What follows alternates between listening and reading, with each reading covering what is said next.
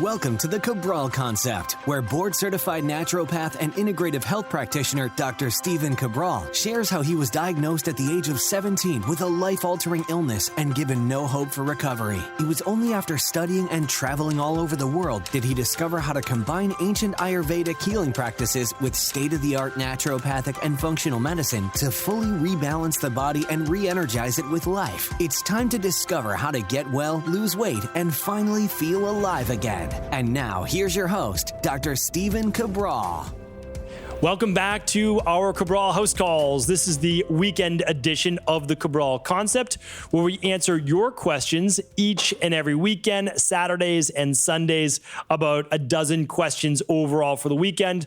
Absolutely love being able to see what is going on inside of our community. I know many of them are questions with people struggling with their health, struggling with weight loss, anti-aging based issues, or aging based issues.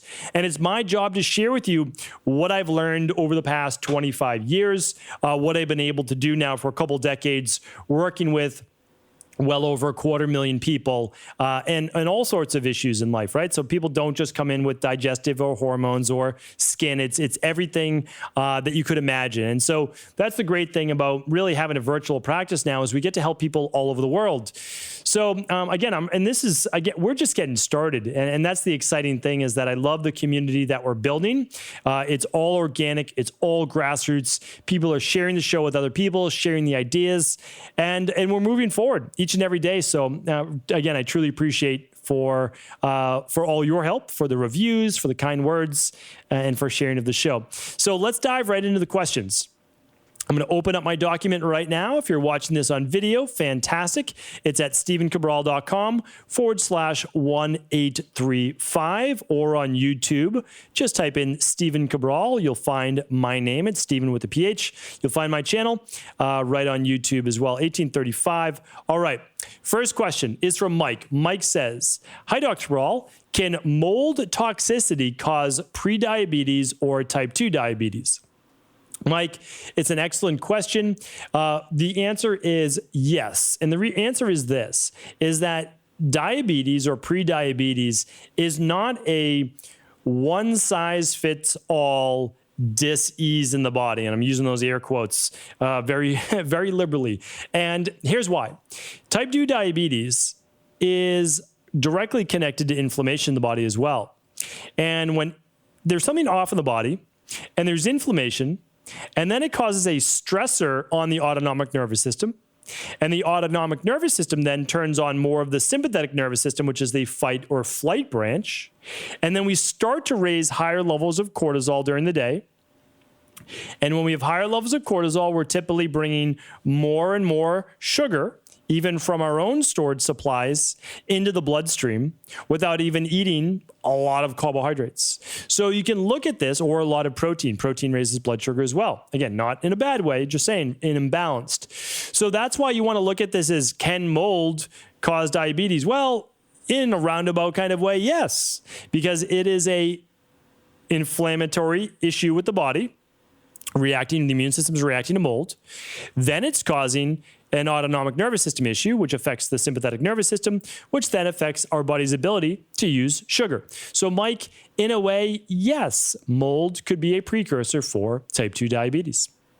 Lorena, and so then what we need to do is go on that mold detox protocol, begin to rebalance the sympathetic nervous system, and, of course, follow the whole de-stress protocol that I talk about in the rain barrel effect. All right, Lorena is up next. Is it true that salt increases cellulite due to water retention? I'm referring to good quality salt such as Himalayan and Celtic salt, but people tend to say that I go a little overboard with it in my meals. Haha. I've been noticing some cellulite indeed, and I eat very clean, mostly plant-based foods and exercise daily. I also do Ayurvedic self-massages, and I've done a few of your functional meds detoxes. Any advice? Yes. So I've done actually multiple shows on cellulite. I would love for you to go to stephencabral.com/podcasts. And you can just type in the word cellulite and it will pull up all the shows I've talked about cellulite. Let's actually do that just for a second. I am going to head over to stephencabral.com/podcasts and I'm going to type in cellulite. And there we go. And I get episode, let's just see here, 1415, 1414, 1282, 1269, 1072, 1013, 967, 813, 744, 576, 575, 534. You get the gist. And if you want it beyond just a house call show, you can check out episode 375 as well. So there's lots and lots of shows right there. Episode 221, way back in the day, was how to get rid of cellulite. And so you can check out that one too. But all right, so what do we want to talk about? Can Himalayan sea salt or salt in general increase cellulite? And the answer is yes, because it can increase water retention. So it can increase what's called subcutaneous water retention as well. That is the amount of water held between your skin and, let's say, the tissue, muscle specifically. So whenever we have water retention, we could increase cellulite. But as you'll check out from my previous podcast, cellulite is really caused by a loss of muscle mass, a loss of lengthening of the muscle, fat gain, fat being intertwined with the actual fascia and the muscle tissues itself. So foam rolling, dry brushing, self-myofascial release, exercise, crucial. Functional medicine detoxes, crucial, like no doubt about it. But your body needs to be balanced in terms of sodium and potassium. What does all that mean? Well, here's the thing. Sea salt, although I 100% recommend it, especially above regular table salt, is that sea salt is still about 98.2% sodium chloride. So it still has sodium chloride, which is basically table salt. But table salt, they include iodine, which is fine, but they include aluminum and all sorts of things that you don't necessarily want in there. But regardless, the salt is not the issue. The issue is always, are you balancing it with potassium? So that's why sodium and potassium balance each other. Magnesium and sodium balance each other. You need to make sure you're getting enough of your other electrolytes. And the easiest way to get potassium is really from your greens. I mean, it really is. So don't go overboard. If you're going overboard with sea salt right now, it could be because your adrenals need that sodium, like that. Your body needs that as well for energy. So what I would say is, let's run for you a thyroid adrenal hormone lab, referred to as the stress hormones, mood, and metabolism lab over at equa.life. You can check that out. That's what I would do first and foremost, and then again, you could do an experiment where you don't add extra sea salt for the week and you just do your normal fluids and all that. And how does your cellulite? Does it look like it's gone down a little bit? Does the puffiness look like it's gone down? Well, then what matters is you've taken in either too much salt or simply not enough potassium and magnesium. Lorena, hopefully that was helpful. Maria is up next. Hello. Hope you and your family had a wonderful Christmas and New Year. I would like to ask, and by the way, Maria, I hope you did as well. This came in on December 23rd. Today is, what's today's date? Today is February 13th. Saturday, February 13th. So we are what? We're always 6 weeks behind typically. So if you asked your question before 12:23, it's been answered on a previous house call. We answer every single question that comes in. We just do them in the order that they came in. So this one from Maria, hello. Hope you and your family had a wonderful Christmas and New Year. I would like to ask for your opinion on Getiana Lutea root and Zingiber Officinale root, a digestive support supplement. This was recommended by my naturopath, but I've never heard you speak of them before. I was told one must be careful with taking digestive enzymes with Sibo and that these would be safe to use. Thank you very much, Maria. All right. I have actually spoken about these many, many times. And once I mention the names, then you'll be like, oh, okay, you did. And that's because your naturopath gave you the scientific names for them, but Getiana Lutea is gentian root. And gentian root is something we add into our daily digestive enzymes, and it's also been used as a digestive bitter, which I've spoken about before on the podcast. So if you want more information on that, you won't need it, but if you want more, you can go to stevencabral.com/podcasts and just type in digestive bitter, and you'll definitely find it there.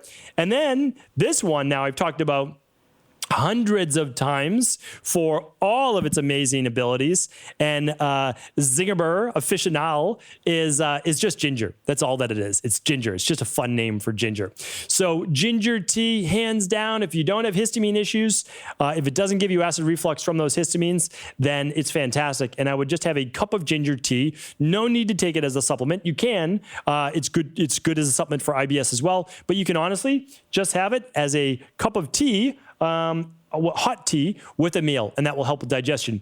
I would recommend, and we use for bacterial overgrowth and candida, we use the daily digestive enzyme all the time. It already contains papain, bromelain, gentian root. It's an amazing digestive enzyme, best in the industry, no doubt about it. That's called the daily digestive enzyme, and that's over at equi.life, EQUI.life.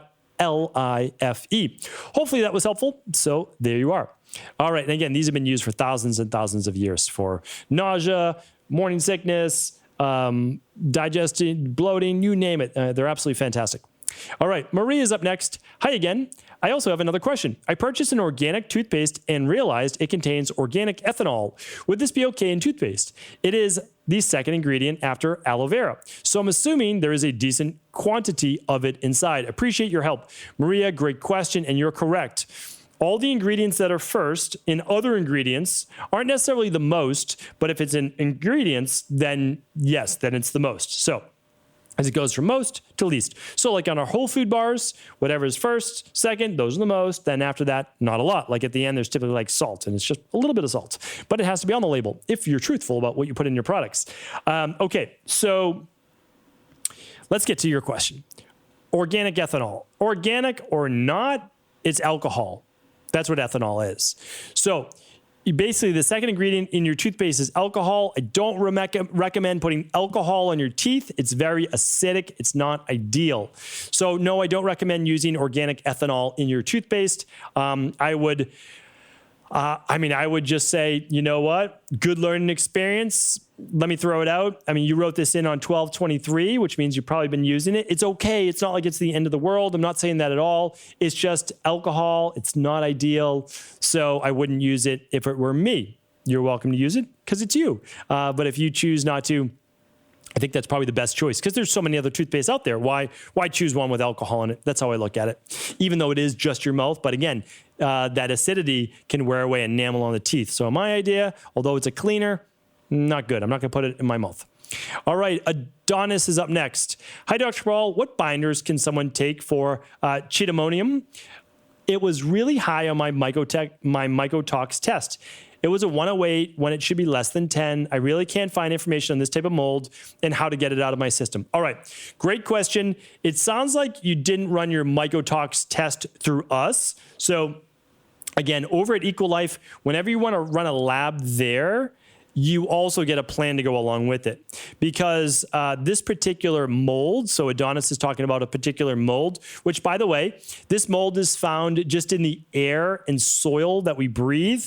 And if you work on a farm or exposed to farm like produce that's not very clean, it can have this type of mold on it. So again, we clean our produce, but if you live in New England like I do, there's just mold in the air.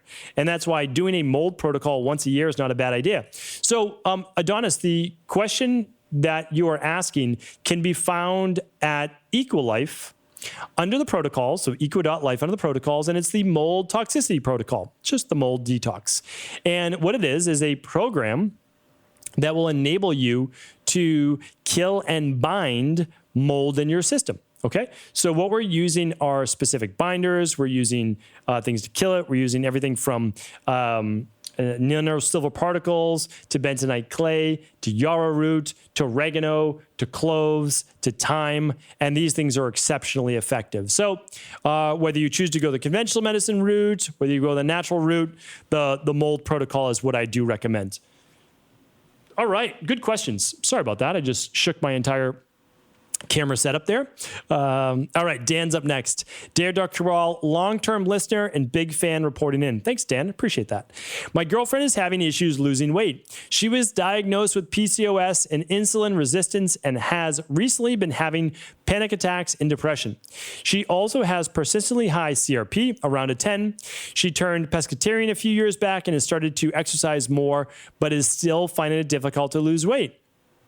I suspect she has raised cortisol levels and a hormonal imbalance, which are likely contributed to her inflammation and poor metabolism. Her thyroid levels were normal, around 1.5 TSH. Have you any advice where to start?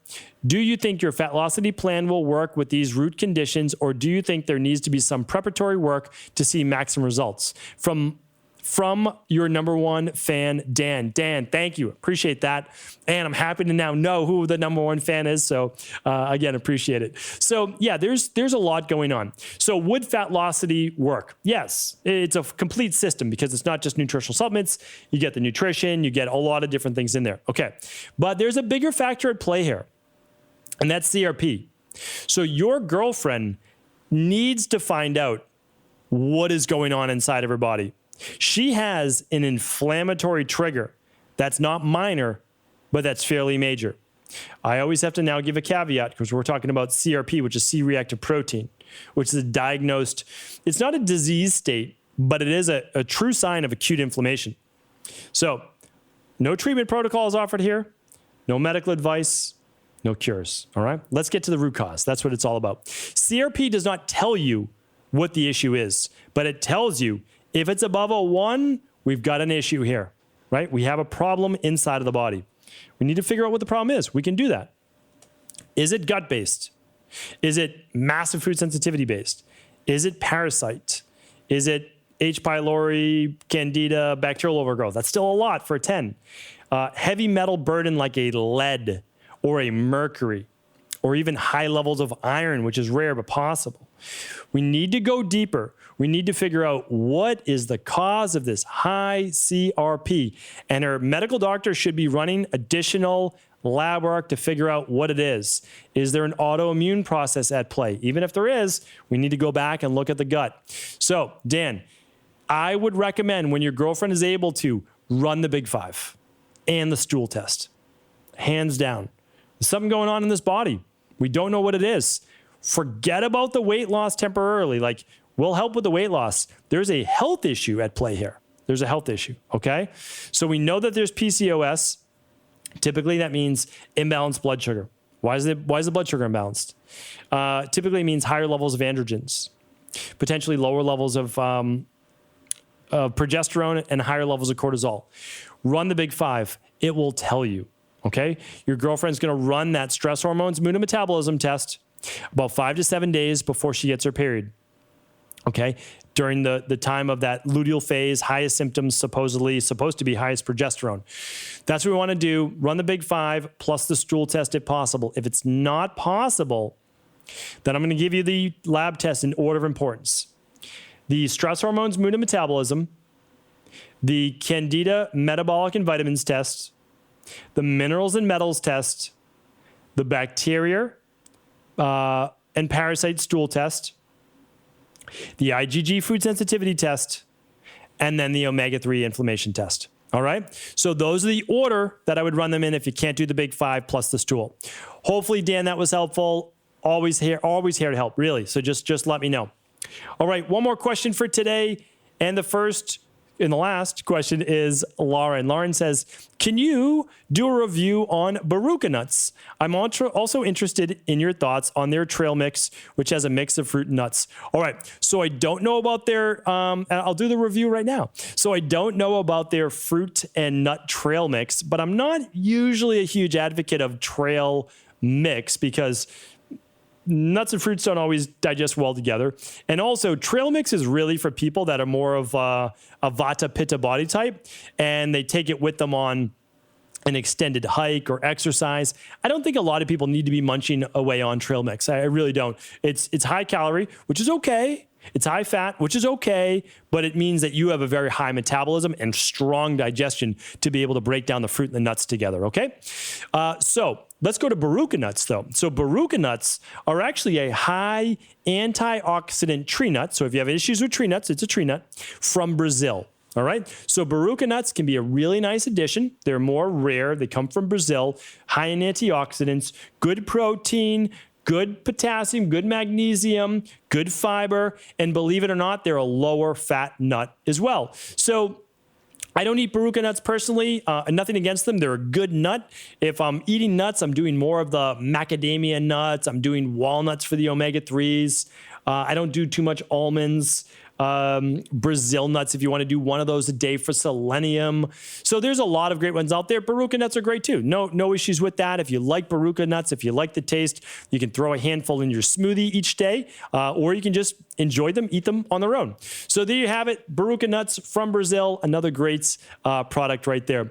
Hopefully today's house call was helpful. If it was, always do feel free to share this episode with anyone that you believe it could serve. You can just have them head on over to StephenCabral.com/1835. I'll be back tomorrow answering more of our community's questions. Take care, everyone. Thanks so much for joining me here today on the Cabral Concept Podcast. Real pleasure to be able to speak with you on our daily show.